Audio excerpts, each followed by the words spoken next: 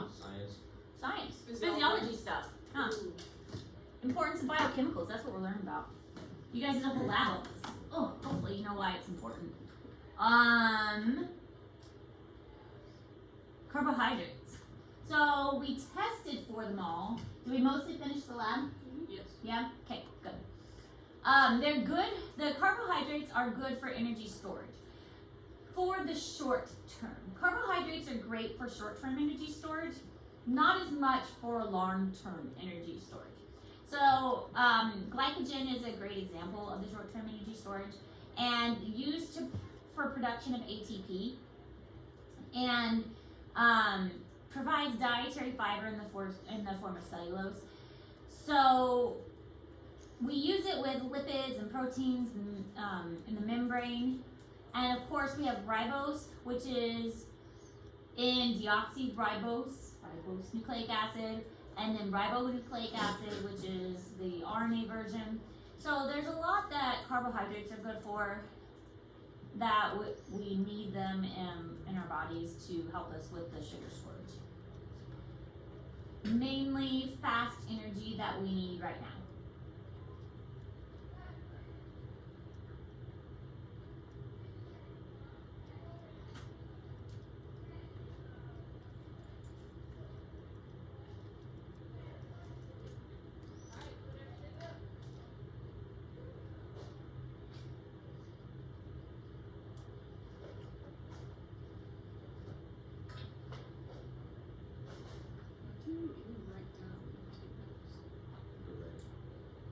Just the red. The stuff around the head too.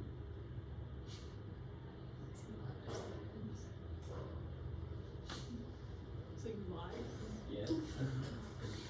So the lipids are very important for the cell membrane, phospholipid bilayer, long-term energy storage. So when our body has too much extra stuff, it's going to transform it over to fat. And fat is excellent for storing that energy over a longer period of time.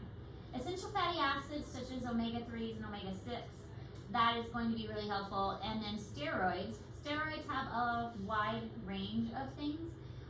It's going to help the cell membranes and it helps with growth. It can be used as signals for the body to do different things. So steroids have multiple purposes in our bodies, but steroids are a type of fat.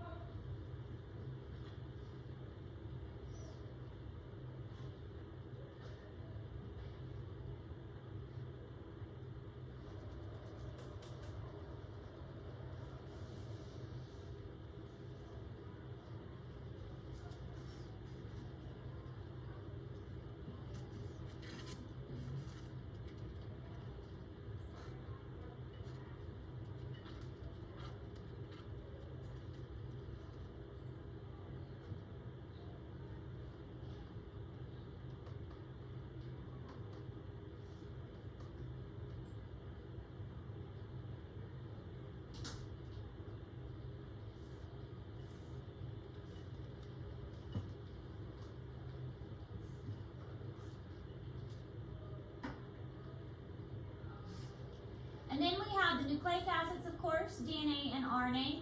Also ATP and ADP are other types of nucleic acids. And the formation of genetic material and information, that's the main thing with nucleic acids. ATP and ADP are energy storages. That's their purpose. ATP especially.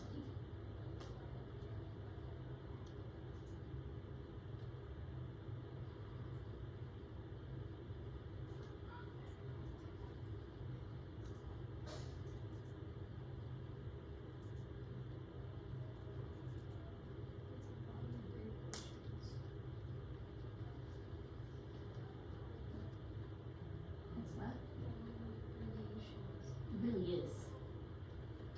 Do you remember what they're all for?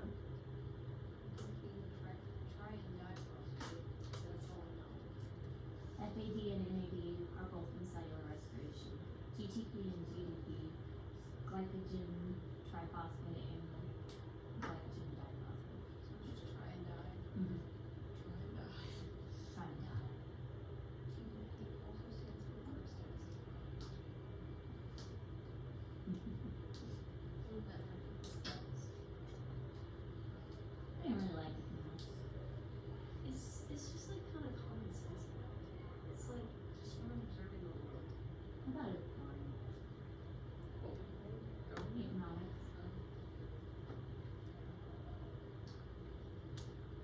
economics had like some complicated graphs and charts that I didn't like. Of course, mine was economics of education. Oh, that's probably a little bit different. Yeah. I'm just doing like general, like broad. Yeah, that's a lot of writing. Lastly, we have proteins. Proteins are really complicated, obviously. That's why there's so much to write. Transporter proteins, movers, and enzymes and regulators. They do a lot. Proteins are just really busy. They do a lot. They have structure for the cytoskeleton, so they provide like structure and support. They are part of the extracellular matrix, so extra is outside of the cell, and then the matrix is like the fluidy part of the outside of the cell. They can help with cellular adhesion, so making the cells stick together, but also aid in cellular communication. They can signal things, so there are proteins on the outside of the cell saying, hey, I actually belong to this body, don't destroy me. And that's important because you don't want your white blood cells to destroy and attack your own body. So the signaling molecules will say, hey, you know, keep me, don't eat me. Hormones and neurotransmitters are other types of proteins. Movement and structure, so think of a flagellum again, or other types of structures that the cell may need. Immunoglobulin production is also things that proteins do. So proteins are very busy, many different kinds. Again, one of the reasons why we don't want to denature proteins.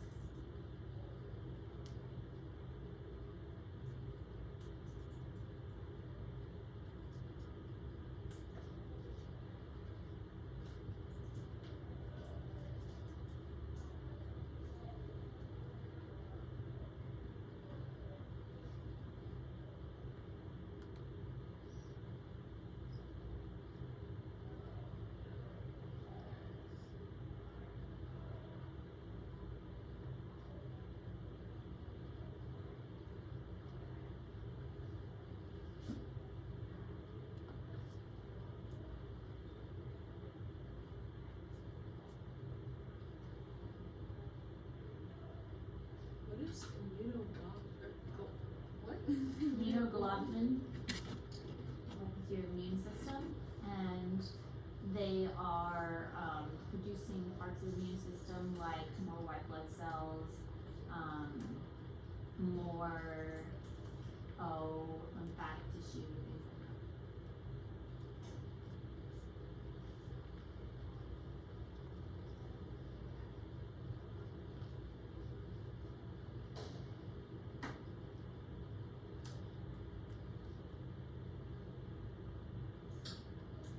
Enzymes are a type of protein. They cause reactions to occur more quickly. We did a whole section of this in biology. And anything that ends in ASC is a type of enzyme. We talked about this yesterday during the lab when we talked about amylase, which is the enzyme in your saliva that breaks down starches, and many other types of carbohydrates. Enzymes are critical to body function and work best under certain conditions. So each enzyme is very specific to certain reactions. So if you put amylase on a protein, it's not going to do anything. Enzymes are specific to carbohydrates. And so it's only going to function for carbohydrates. If you spit on a peanut, not going to dissolve a peanut. If you spit on a nucleic acid, not going to do anything. Amylase is only going to work on a carbohydrate. And the same is true for other types of enzymes. Other types of enzymes are also reaction specific, only going to work for those particular reactions. So enzymes are cause reactions to occur more quickly, and I compared it in the past to a ball rolling down a hill. The ball can roll really fast, the ball can roll more slowly. Also takes less energy for the reaction to happen. You can shove the ball down the hill, or you can give it a little tap. And that's the activation energy necessary, so it needs less activation energy when an enzyme is used versus when an enzyme is not used. It typically takes a lot of energy to get that ball rolling. So enzymes are super important. Look, that didn't take hardly any time. Look how much time we have left. What are we gonna do with ourselves?